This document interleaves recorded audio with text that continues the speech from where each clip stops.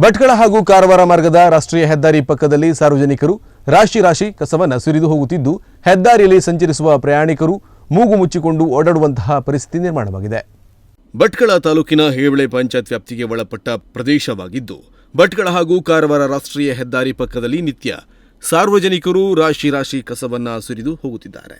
ಸ್ವಚ್ಛತೆಯ ಬಗ್ಗೆ ಗ್ರಾಮ ಪಂಚಾಯತ್ ಪುರಸಭೆ ಹಾಗೂ ಪಟ್ಟಣ ಪಂಚಾಯತ್ಗಳಲ್ಲಿ ಸ್ವಚ್ಛತೆಯ ಕುರಿತಾಗಿ ವಿವಿಧ ಕಾರ್ಯಕ್ರಮದ ಮೂಲಕ ಜನತೆಯಲ್ಲಿ ಅರಿವು ಮೂಡಿಸುವ ಕೆಲಸ ಮಾಡಿಕೊಂಡು ಬರ್ತಿದ್ದಾರೆ. ಆದರೆ ಅವೆಲ್ಲವೂ ಕೇವಲ ಕಾರ್ಯಕ್ರಮಕ್ಕೆ ಮಾತ್ರ ಸೀಮಿತವಾಗಿದೆ ಹೊರತು ಈ ರೀತಿ ರಸ್ತೆ ಬದಿಗಳಲ್ಲಿ ಕಸ ಎಸೆದು ಹೋಗುವ ಸಾರ್ವಜನಿಕರಿಗೆ ಮಾತ್ರ ಅರಿವಾಗುತ್ತಿಲ್ಲ.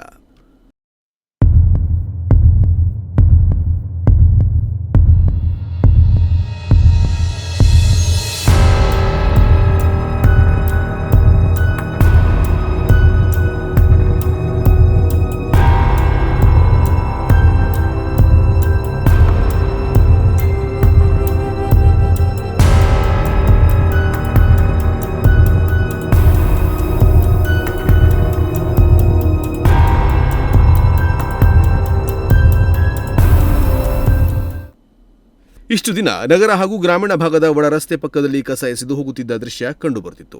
ಆದರೆ ಈಗ ರಾಷ್ಟ್ರೀಯ ಹೆದ್ದಾರಿ ಪಕ್ಕದಲ್ಲಿಯೂ ಈ ರೀತಿ ಸಾರ್ವಜನಿಕರು ಕಸ ಎಸೆದು ಹೋಗುತ್ತಿರುವುದು ನಿಜಕ್ಕೂ ಬೇಸರದ ಸಂಗತಿಯಾಗಿದೆ. ಸರ್ಕಾರ ಸ್ವಚ್ಛತೆಯ ಕುರಿತಾಗಿ ಹಲವು ಕಾರ್ಯಕ್ರಮಗಳನ್ನು ಜಾರಿಗೆ ತಂದಿದೆ. ಸರ್ಕಾರದ ಜೊತೆಗೆ ಸಾರ್ವಜನಿಕರು ಕೈಜೋಡಿಸಿದರೆ ಮಾತ್ರ ಸ್ವಚ್ಛ ಭಾರತದಂತಹ ಕಾರ್ಯಕ್ರಮ ಯಶಸ್ವಿಯಾಗಲು ಸಾಧ್ಯವಾಗುತ್ತದೆ.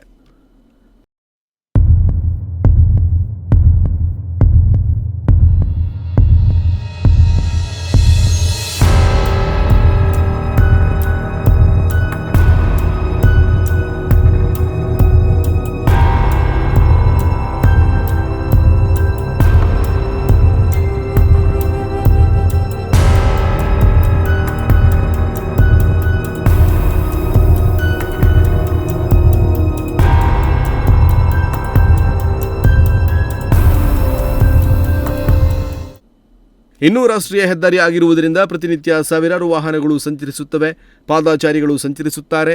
ಅವರೆಲ್ಲರೂ ಕೂಡ ಈ ಕಸದ ರಾಶಿಯಿಂದ ಕಿರಿಕಿರಿ ಅನುಭವಿಸುತ್ತಿದ್ದಾರೆ.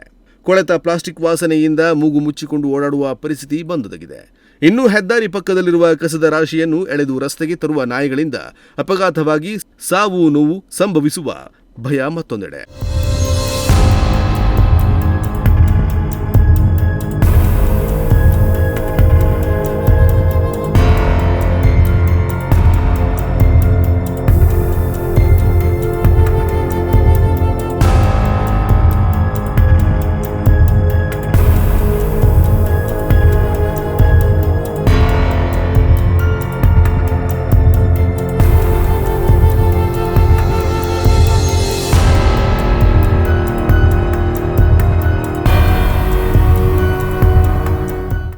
ಹೆದ್ದಾರಿ ಬದಿ ಮೂಟೆಗಳಲ್ಲಿ ಕಸದ ರಾಶಿ ತಂದು ಸುರಿದು ಬಳಿಕ ಅಧಿಕಾರಿಗಳ ನಿರ್ಲಕ್ಷ್ಯ ಎಂದು ಹಿಡಿ ಶಾಪ ಹಾಕುವ ಮೊದಲು ಸಾರ್ವಜನಿಕರು ಎಚ್ಚೆತ್ತುಕೊಂಡು ಮನೆ ಬಾಗಿಲಿಗೆ ಬರುವ ಕಸದ ವಾಹನಗಳಿಗೆ ನೀಡಿ ಅಲ್ಲಿ ಕಸವನ್ನು ಎಸೆಯುವುದನ್ನು ನಿಲ್ಲಿಸಿ ಸರ್ಕಾರ ತಂದಿರುವ ಶುಚಿತ್ವ ಮತ್ತು ನೈರ್ಮಲ್ಯಕ್ಕೆ ಆದ್ಯತೆ ನೀಡುವ ಹಲವಾರು ಯೋಜನೆಗೆ ಕೈಜೋಡಿಸಿ ಸ್ವಚ್ಛತೆಯನ್ನು ಕಾಪಾಡಿಕೊಳ್ಳಬೇಕಾಗಿದ್ದು ಪ್ರತಿಯೊಬ್ಬರ ಕರ್ತವ್ಯವಾಗಿದೆ.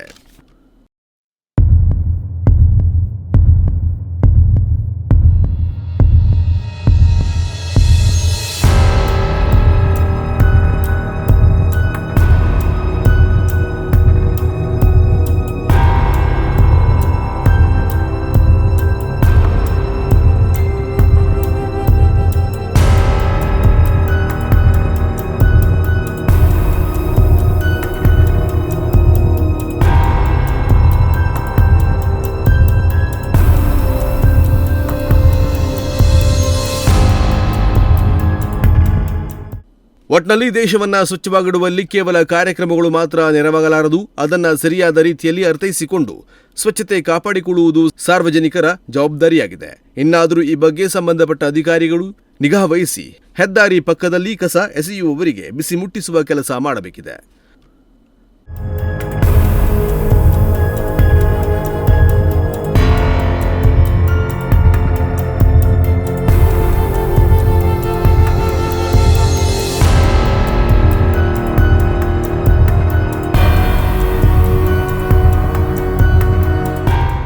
ಉದಯ ನಾಯ್ಕ್, ನುಡಿಸಿರಿ ನ್ಯೂಸ್, ಭಟ್ಕಳ.